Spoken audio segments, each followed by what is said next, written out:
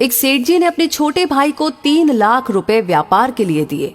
उसका व्यापार बहुत अच्छा जम गया, लेकिन उसने रुपए बड़े भाई को वापस नहीं लौटाए।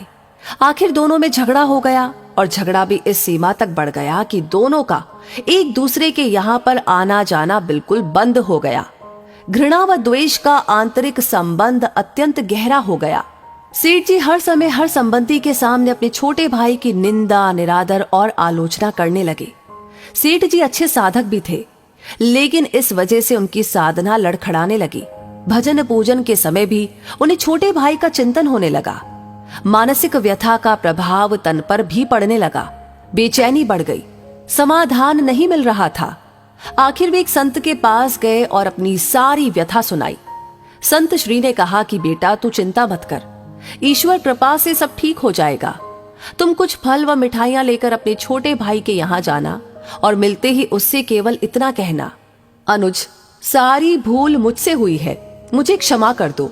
सेठ जी ने कहा, महाराज, मैंने ही उनकी मदद की है और क्षमा भी मैं ही मांगू? संत श्री ने उत्तर दिया, परिवार में ऐसा कोई भी संघर्ष नहीं हो सकता जिसमें दोनों पक्षों की गलती न हो।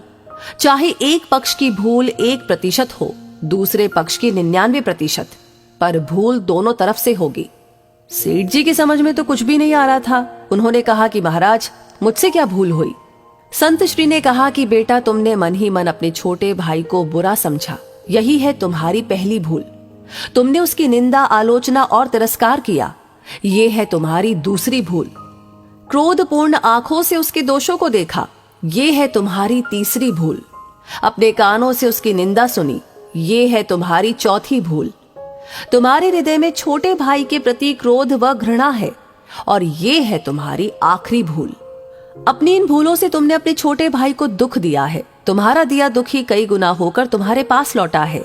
जाओ, अपनी भूल के लिए क्षमा मांगो, नहीं तो तुम न चैन से जी सकोगे और न चैन से मर सकोगे। क्षमा मांगना बहुत बड़ी साधना है और तुम तो एक बहुत अच्छे साधक हो। सेठ जी की आंखें खुल गई। संत श्री को प्रणाम करके वे छोटे भाई के घर पहुंचे। सब लोग भोजन की तैयारी में थे। उन्होंने दरवाजा खटखटाया। दरवाजा उनके भतीजे ने खोला। सामने ताऊजी को देखकर वह अवाक सा रह गया और खुशी से झूमकर जोर जोर से चिल्लाने लगा, मम्मी पापा, देखो कौन आए हैं, ताऊजी आए हैं, ताऊजी आए हैं। माता पिता ने दरवाजे की तरफ देखा, सोचा कहीं हम सपना तो नहीं देख रहे। छोटा भाई हर्ष से पुलकित हो उठा। 15 वर्ष के बाद आज बड़े भैया घर पर आए हैं। प्रेम से गला रुंध गया, कुछ बोल न सका। सेठ जी ने फल व मिठाइयां टेबल पर रखी और दोनों हाथ जोड़कर छोटे भाई को कहा, भाई, सारी भूल मुझसे हुई है, मुझे क्षमा करो। क्षमा शब्द निकलते ही उनके हृदय का प्रेम अश्रु बनकर बहने लगा। छोटा भाई उनके चरणों में गिर गया और अपनी भूल के लिए रो रो कर क्षमा याचना करने लगा। बड़े भाई के प्रेमाश्रु छोटे भाई की पीठ पर और छोटे भाई के पश्चाताप व प्रेम मिश्रित अश्रु बड़े भाई के चरणों में गिरने लगे। क्षमा व प्रेम का अथाह सागर फूट पड़ा। सब शांत, चुप और सबकी आंखों से अविरल अश्रु धारा बहने लगी। छोटा भाई उठकर गया और रुपए लाकर बड़े भाई के सामने रख दिए। बड़े भाई ने कहा कि भाई, आज मैं इन कौड़ियों को लेने के लिए नहीं आया हूं।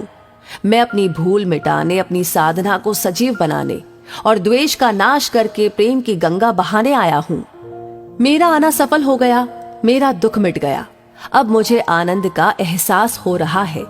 छोटे भाई ने कहा, भैया, जब तक आप ये रुपए नहीं लेंगे तब तक मेरे हृदय की तपन नहीं मिटेगी। कृपा करके आप ये रुपए ले लीजिए। सेठ जी ने छोटे भाई से रुपए लिए और अपनी इच्छा अनुसार छोटे भाई भतीजों में बांट दिए। सब कार में बैठे घर पहुंचे।